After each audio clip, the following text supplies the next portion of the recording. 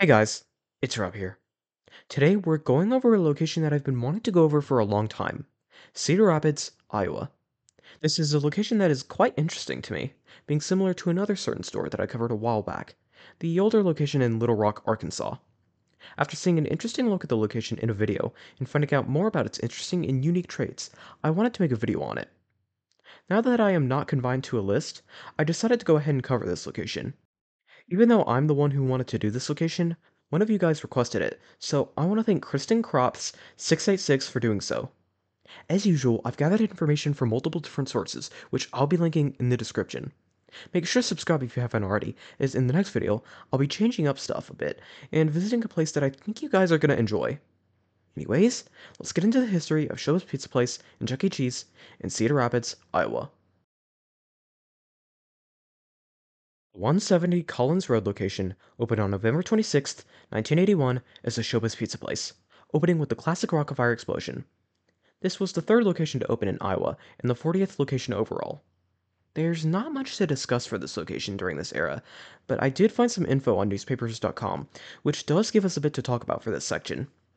Firstly, this location was sold to McBiz, presumably as a franchisee location from this point onward, in 1984, along with a few other locations, such as West Des Moines, Iowa.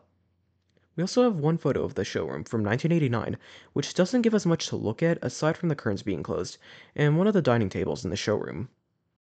Beginning in 1989, due to a fallout between Creative Engineering and Showbiz Pizza Time Inc., concept unification occurred, in which every Showbiz Pizza place would convert the Rock-afire Explosion ban into Munch's Make Believe ban. Cedar Rapids would be one of the vast majority of locations to undergo this change, receiving it in early 1991, as evidenced by this newspaper ad that says, "Come see our all-new show," that of course being Chuck E. Cheese's three-stage. The first look at footage of the store comes from 1992, where we start off seeing the exterior of the store, which had still not yet been branded to Chuck E. Cheese's Pizza, still being a Showbiz Pizza place. We do see that they had received the 1988 remodel by this point, with the colored checkers on the exterior being the first indicator of that. Heading inside, we see the colored checkers on the walls, and also that the walls were painted white. We also see the games, rides, and the animatronics. They are in unusually poor condition for the time, only being a year after they received concept unification, but you can see multiple issues with the show. Chuck's mask is messed up, making him look beat up. Overall, the characters aren't moving around a whole lot either, with Jasper being the only exception to that. Helen's head fur isn't tucked in either, being loose. The whole show here just looks run down, which is a shame to see in general, but especially in 1992 when these shows were supposed to have been maintained better. I will point out here that Jasper has a unique guitar, deciding to use a realistic looking guitar over the usual ones you would see stores use. Our next video comes from 1995, mainly showing off the showroom. We see that the store still has the 1988 remodel, and even get a look at a bit of the art they had, that of course being the parody posters. We also see more of the rides in this footage. Moving it back to the showroom, the bots are now in good shape, not looking demented like before, and barely moving. Instead, they actually are moving well here.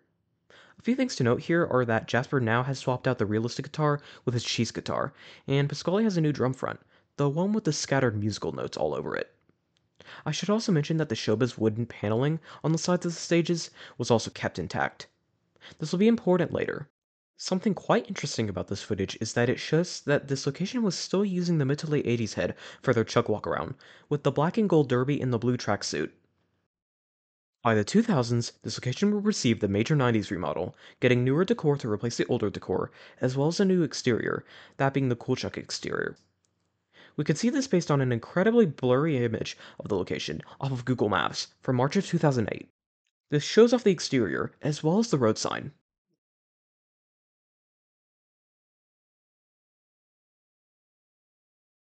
There's one video from this location that's from 2013, one which is the reason why I wanted to make a history video about this place.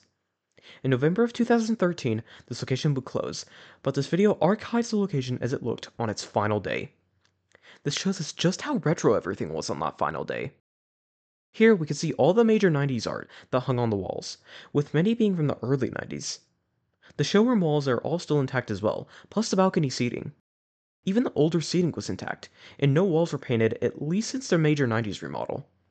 Basically, this location had not gotten remodeled since the major 90s remodel, and the retro elements here show. Now, we've talked about locations similar to this, so what makes this one unique? Well, like another favorite location of mine, Little Rock, it kept the Showbiz wooden paneling up until its closure. The difference here is that we have good footage of the entirety of the store, something which we didn't really have for Little Rock. So, what about the condition of the bots? Well, they look pretty good actually. There does seem to be a lack of movement in some areas, mainly for center stage, but overall they're looking pretty good. Pasquale especially seems to be in great shape, and the arm flows look pretty nice as well. Chuck is wearing full cool Chuck attire here, aside from the cap. Pasquale also doesn't appear to have a design for the drum front here, instead just being a regular drum head. Also, the prop characters are gone by this point. Overall, the location isn't that large from what I can see here, which makes sense considering it was located in a shopping center. Overall, though, I'm very glad to see that a detailed video of the entire location exists, especially on its final day, and seeing that the Showbiz wood paneling lasted for so long is also nice. I said this in the Little Rock video, but the wood paneling really makes the showroom look quite retro, and I really love the aesthetic here that the combined retro elements give, but the wood paneling especially completes the look. Anyways, as I said, this location would close in November 2013, apparently because of a disagreement over the lease. The store would remain abandoned for a few months until the entire shopping center would be redeveloped, and the former space would become a place called the Fresh Market as well as the Firehouse Subs. The Fresh Market would close by mid 2016, with it being turned into an Aldi's by mid 2019. As of May 2024, the former space remains as an Aldi's, as well as part of a Firehouse Subs. So, what happened to the bots? Well, while we don't know what happened to the prop characters, we know that the main five were saved. They didn't make it out in the best of shape, unfortunately, with most cosmetics being gone on each of the characters, and in Helen's case, one of her legs snapping off. Overall, they're clearly in rough shape here. These bots would be sold off on eBay around 2015, though unfortunately we're unsure of the current fates of Chuck and Munch. Helen, Jasper, and Pasquale would all be bought by the same person, and would be restored back into Mitzi, Beach Bear, and Duke respectively. While it's unfortunate that we don't know what happened to Chuck or Munch, I'm glad the others have been restored and are working again. In conclusion, while there wasn't much to talk about for this location in some eras, what the store offered was a retro experience up until its closure, keeping every aspect of the major 90s remodel up until then, and even keeping the wooden paneling from the Showbiz days, which most stores don't do.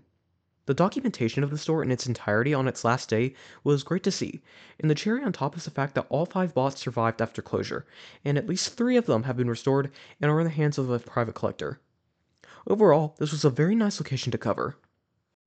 Thank you guys for watching this video. I'm glad that I was finally able to cover this location, as it really is one I'd wanted to cover for a while, so I hope I did the location justice with this video. My next video is going to be going over my trip to Volo, Illinois, where I'll be going over my time at the Volo Auto Museum, seeing their Rock-afire explosion, and going to the Milwaukee Chuck E. Cheese store as well. In fact, when this video goes out, I'll already be on my way there. If you're interested in seeing that video, it'll go up at the same time as per usual, next Friday at 3 p.m. EST, so make sure to subscribe and ring the notification bell so you don't miss that. God bless, and I hope you all have a blessed day.